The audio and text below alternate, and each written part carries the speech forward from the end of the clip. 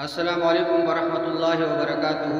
پیارے بھائیوں، میں نے آپ کے لیے ایک بہترین ٹاپک لایا ہے۔ آئیے چلتے ہیں ہم اپنے ٹاپک کی طرف۔ الحمدللہ وکفا وسلام علی عبادہ الذین اصطفیٰ، اما بعد فاعوذ باللہ من الشیطان الرجیم، بسم اللہ الرحمن الرحیم۔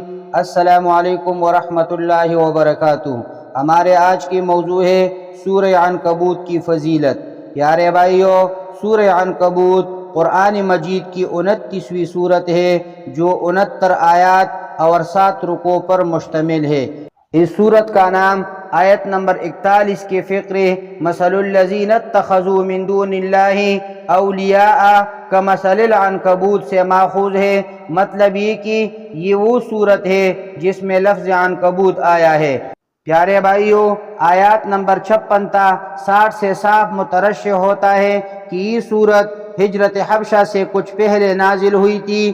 باقی مضامین کی اندرونی شہادت بھی اسی کی تائید کرتی ہے کہ ان کے پس منظر میں اس زمانے کے حالات جھلکتے نظر آتے ہیں۔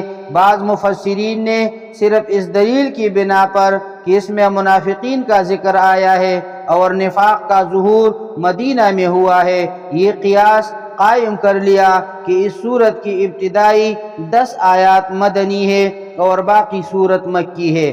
حالانکہ یہاں جن لوگوں کے نفاق کا ذکر ہے وہ لوگ ہیں جو کفار کے ظلم و ستم اور شدید جسمانی اذیتوں کے ڈر سے منافقانہ روش اختیار کر رہے تھے، اور ظاہر ہے کہ اس نوعیت کا اتفاق مکہ ہی میں ہو سکتا ہے نہ کہ مدینے میں۔ اسی طرح بعض دوسرے مفسرین نے یہ دیکھ کر کہ اس صورت میں مسلمانوں کو ہجرت کرنے کی تلقین کی گئی ہے، اسے مکہ کے آخری نازل شدہ صورت قرار دے دیا ہے، حالانکہ مدینہ طیبہ کی طرف ہجرت کرنے سے پہلے مسلمان حبشہ کی طرف بھی ہجرت کر چکے تھے۔ یہ تمام قیاسات دراصل کسی روایت پر مبنی نہیں بلکہ صرف مضامین کی اندرونی شہادتوں کی بنا پر رکھی گئی ہے، اور یہ اندرونی شہادت اگر پوری صورت کے مضامین پر بحیثیت مجموعی نگاہ ڈال لی جائے مکہ کے آخری دور کی نہیں بلکہ اس دور کے حالات کی نشاندہی کرتی ہے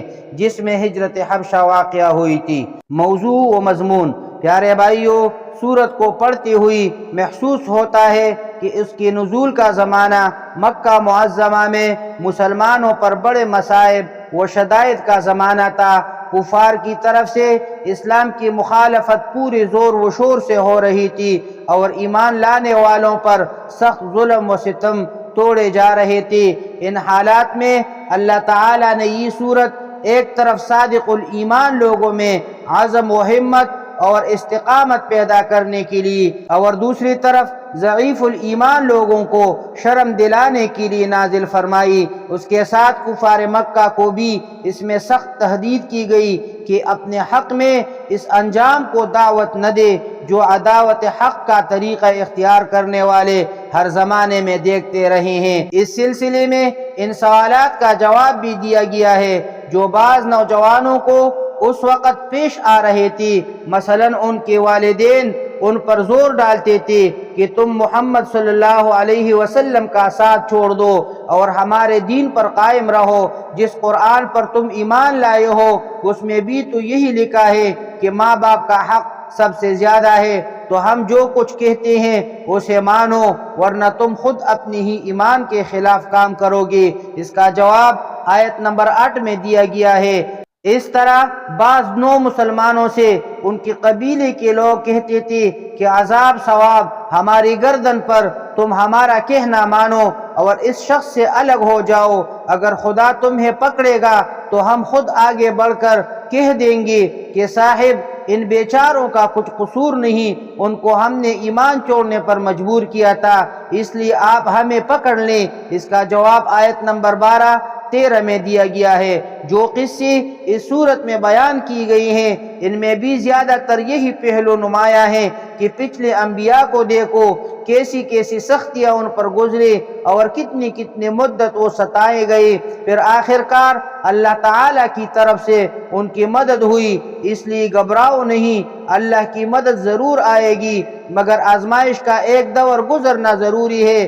مسلمانوں کو یہ سبق دینے کے ساتھ کفار مکہ کو بھی ان قصوں میں متنبہ کیا گیا ہے کہ اگر خدا کی طرف سے پکڑ ہونے میں دیر لگ رہی ہے تو یہ نہ سمجھ بیٹھو کہ کبھی پکڑ ہوگی ہی نہیں۔ پچھلی تباہ شدہ قوموں کی نشانات تمہارے سامنے ہیں، دیکھ لو کہ آخر کار ان کی شامت آ کر رہی اور خدا نے اپنے نبیوں کی مدد کی۔ پھر مسلمانوں کو ہدایت کی گئی ہے کہ اگر ظلم و ستم تمہارے لیے ناقابل برداشت ہو جائے تو ایمان چھوڑنے کی بجائے گھر بار چھوڑ کر نکل جاؤ۔